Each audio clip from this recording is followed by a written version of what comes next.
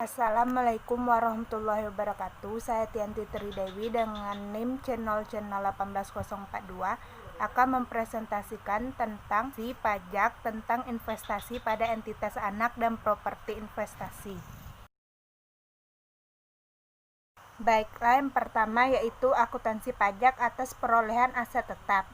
Yaitu aset tetap adalah aset terwujud yang diperoleh dalam bentuk siap atau dibangun lebih dahulu, yang digunakan dalam operasi perusahaan, tidak dimaksudkan untuk dijual dalam rangka kegiatan normal perusahaan dan mempunyai masa manfaat lebih dari 1 tahun, kecuali tanah. Perolehan aset tetap yaitu pembelian tunai. Aktiva tetap yang diperoleh dari pembelian tunai dicatat dalam pembukuan dengan jumlah besar uang yang dikeluarkan. Selanjutnya, pembelian angsuran. Apabila aktiva tetap diperoleh dari pembelian angsuran, maka dalam harga perolehan aktiva tetap tidak boleh termasuk bunga. Ditukar dengan surat berharga.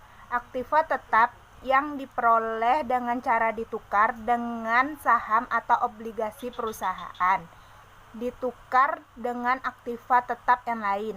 Banyak pembelian aktiva tetap dilakukan dengan cara tukar-menukar atau istilah populernya tukar tambah.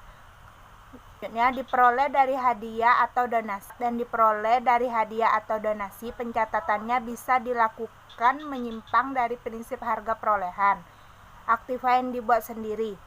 Melalui pertimbangan tertentu, perusahaan seringkali membuat sendiri aktiva tetap yang diperlukan seperti gedung, alat-alat, dan perabotan. Selanjutnya, akuntansi pajak atas penjualan dan sewa aset tetap, yaitu kegiatan sewa aktiva tetap dalam perusahaan sewa harus memiliki ketentuan-ketentuan dalam setiap proses transaksi sewanya. Perlakuannya akuntansi untuk transaksi sewa perlu diterapkan secara konsisten sesuai dengan PSAK nomor 30 dalam rangka penyusunan laporan keuangan perusahaan. Untuk ini, guna menjawab sebagai pertentangan dan menjelaskan praktek sewa perlu pengajian dari sisi konsep akuntansi yang mendasar, sehingga dapat ditentukan perlakuan setiap transaksi sewa secara cepat, dapat dimengerti, dan dapat diperbandingkan dengan sesuai dengan tujuan laporan keuangan. Selanjutnya, pajak atas penyusutan aset tetap. Penyusutan aktiva tetap adalah nilai aktiva tetap yang akan menjadi berkurang pemakaian aktiva tetap. Faktor-faktor yang mempengaruhi biaya penyusutan. Yang pertama, harga perolehan.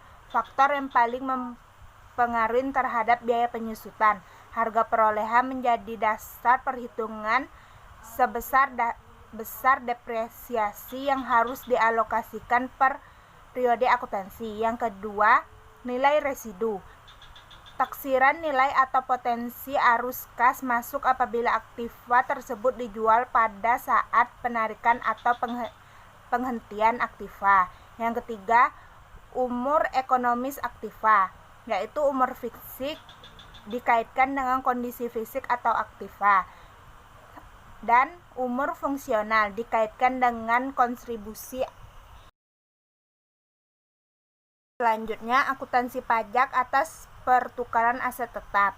Pertukaran aset tetap, aktiva tetap adalah aktiva yang jangka waktu pemakaiannya lama, digunakan dalam kegiatan perusahaan, dimiliki tidak untuk dijual kembali dalam kegiatan normal perusahaan, nilai cukup besar.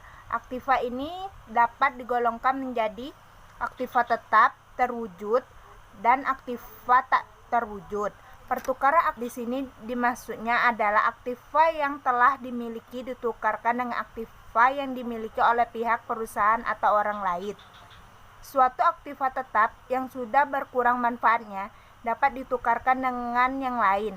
Penukaran aktiva tetap dapat dilakukan dengan aktiva yang sejenis, misalnya mobil dengan mobil, atau dapat juga dilakukan dengan aktiva yang tidak sejenis, misalnya mobil dan mesin. Yang terakhir yaitu akuntansi pajak atas revaluasi aset tetap. Revaluasi aset tetap adalah penilaian kembali aset tetap perusahaan. Hal ini dilakukan akibat adanya penaikan nilai aset tetap di pasaran atau karena rendahnya nilai aset tetap dalam laporan keuangan perusahaan. Tujuan utama dari revaluasi aset adalah agar perusahaan dapat melakukan perhitungan penghasilan dan biaya secara lebih wajar. Dengan begitu, hasil revaluasi aset bisa mencerminkan nilai dan kemampuan perusahaan yang sebenarnya.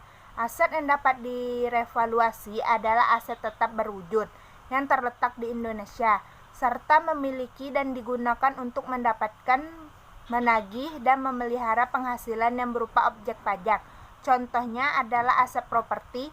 Yang jelas, revaluasi aset hanya dilakukan berdasarkan nilai pasar atau nilai wajar aset tetap tersebut.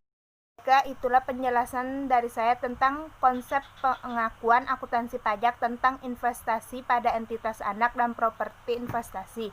Bila ada kekurangan, saya memohon minta maaf. Assalamualaikum warahmatullahi wabarakatuh.